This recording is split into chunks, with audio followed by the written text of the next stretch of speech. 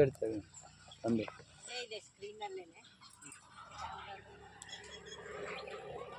Hello, ಎಲ್ಲರಿಗೂ ನಮಸ್ತೆ. ಈಗ ಎಸ್ ಜಾನಕಿ ಅಮ್ಮ ಕರ್ನಾಟಕದ ಕೋಗಿಲೆ, ಭಾರತದ ಕೋಗಿಲೆ, ಅವರ ಅಕ್ಕರೆಯ ಗೆಳತಿ ಮೀನಾಕ್ಷಿ ಸದಾಶಿವ್ ಚಟ್ನಿ ಅವರು ಇಲ್ಲಿ ಬಂದು ಎಸ್ ಜಾನಕಿಯವರ ಗುಡಿ ಅಂತಲೇ ಹೇಳೋಣ ನಾವು. ಸಮಾಧಿ ಅಲ್ಲ, ದೇವಸ್ಥಾನದ ಗುಡಿ ಅಂತ ಅನ್ಬೇಕು. ಆತ್ಮೀಯ ಗೆಳತಿಯವರು ಈಗ ಪುಣ್ಯ ಸ್ಮರಣೆಗೋಸ್ಕರ ಇಲ್ಲಿ ಮೈಸೂರು ಹತ್ತಿರ ಇರೋ ಎಚ್ ಡಿ ಕೋಟೆ ಹತ್ರ ಕಣವಿನ ಕೆರೆಗೆ ಬಂದು ಪೂಜೆ ಮಾಡ್ತಾಯಿದ್ರೆ. ಕಣವಿನ ಕೆರೆ ಅಲ್ಲ, ಕಣಿಯನ ಕೆರೆ. ಇಲ್ಲಿ ನೋಡಿ, ಅಲ್ಲಿ ವೈಟ್ ಡ್ರೆಸ್ ಹಾಕ್ಕೊಂಡು ಮುದ್ದಾಗಿ ನಿಂತಿರೋರೆ ಮುದ್ದು ಎಸ್ ಜಾನಕಿ ಅಮ್ಮನ ಅಕ್ಕರೆಯ ಮಗಳು, ಆತ್ಮ ಸಂಗಾತಿ ಜಾನಕಿ ಮೀನಾ. ಮೀನಾಕ್ಷಿ ಎಸ್ ಜಾನಕಿ, ಜಾನಕಿ ಮೀನಾ ಅವ್ರದ್ದು ವಿಡಿಯೋ ಮಾಡ್ತಾ ಇದ್ದೀವಿ. ನೋಡಿ, ಹಾಡಕ್ಕೆ ಬಂದಿದ್ದಾರೆ ಎಸ್ ಜಾನಕಿ ಅಮ್ಮನ ಜೊತೆಗೆ. ನೋಡಿ, ಅವ್ರಿಗೆ ಇಷ್ಟವಾಗಿರೋ ಇಡ್ಲಿ ದೋಸೆ ಚಟ್ನಿ ಎಲ್ಲ ಸ್ವೀಟ್ ಎಲ್ಲ ತಂದಿದ್ದಾರೆ. ಅವ್ರು ಹೇಳಿದ್ದೆ ಫಸ್ಟ್, ನೀನೇನಾ ಚಟ್ನಿ ಅಂತಾನೆ ನಾನು ಕರೆದಿರೋದು. ಅವ್ರು ನೀನೇನಾ ಚಟ್ನಿ ಬಾ ಅಂತಂತಂದು ತುಂಬಾ ಇಷ್ಟಪಟ್ಟು ಆದ್ರೆ ಮೀನಾಕ್ಷಿ ಚಟ್ನಿ ಇಡ್ಲಿ ಇದ್ದಂಗಿದ್ದಾರೆ. ಖಡಕ್ ಖಾರ ಸದಾಶಿವ್ ಚಟ್ನಿ. ಫಸ್ಟ್ ಸೈಲೆಂಟ್ ಶೋರಲ್ಲಿ ಭೇಟಿಯಾಗಿದ್ದು.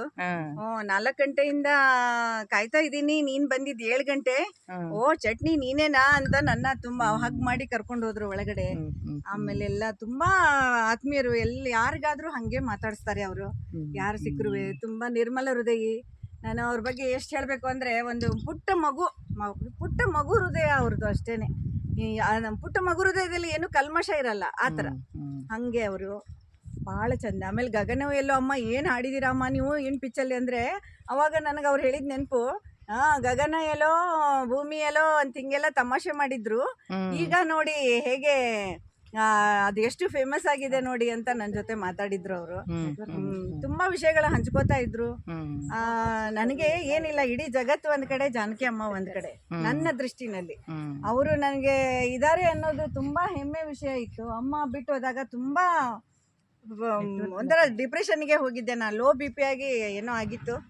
ನಾನು ಮತ್ತೆ ಸುಧಾರಿಸ್ಕೊಂಡಿದ್ದು ಅದೇನು ದೇವ್ರ ವರ ಅಷ್ಟೇ. ನಾನು ತುಂಬ ಭಾಳ ಡಿಪ್ರೆಷನ್ಗೆ ಹೋಗ್ಬಿಟ್ಟಿದ್ದೆ ನಾನು. ಇವಾಗ ಆಮೇಲೆ ಪ್ಲ್ಯಾನ್ ಮಾಡಿದ್ವಿ, ಹಿಂಗೆ ಹೋಗ್ಬರೋಣ ಅಮ್ಮನ ಹತ್ರ ಅಂತೇಳಿ. ಸುಮ್ಮನೆ ಗಲಾಟಿನಲ್ಲಿ ನಾವು ನಮಗೆ ನೀವ್ಯಾರು ಅಂತಂದರೆ ಅಷ್ಟು ಇದಾಗಲ್ಲ. ಸೊ ಅವಾಗ ಯಾರನ್ನೂ ಬಿಡೋಂಗೂ ಇಲ್ಲ.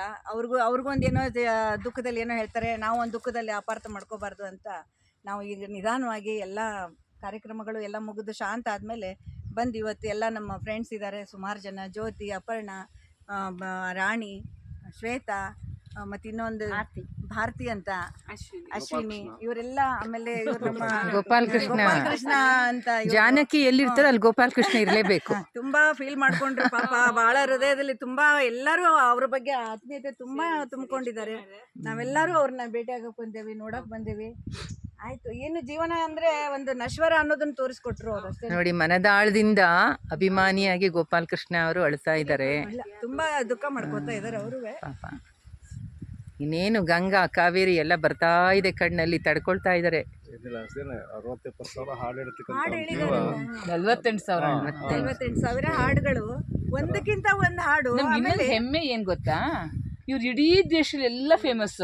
ಅದನ್ನ ಮೈಸೂರಿಗೆ ಬಂದು ಸೆಟ್ಲ್ ಆಗಿದಾರಲ್ಲ ಕೊನೆಯಲ್ಲಿ. ಇದನ್ನ ಯಾರು ಮರೆಯಕ್ಕಾಗಲ್ಲ ಅಂತ ಒಂದು ಬೆಲೆ ಕೊಟ್ಟಿದ್ದಾರೆ ನಮ್ಮ ಮೈಸೂರಿಗೆ ಅಂತ ನಮ್ಗೆ ತುಂಬಾ ಹೆಮ್ಮೆ ಅನ್ಸುತ್ತೆ. ಇದೊಂದು ವಿಷಯ ಮಾತ್ರ ನಮ್ಮ ಮರೆಯಕ್ಕೆ ಆಗಲ್ಲ.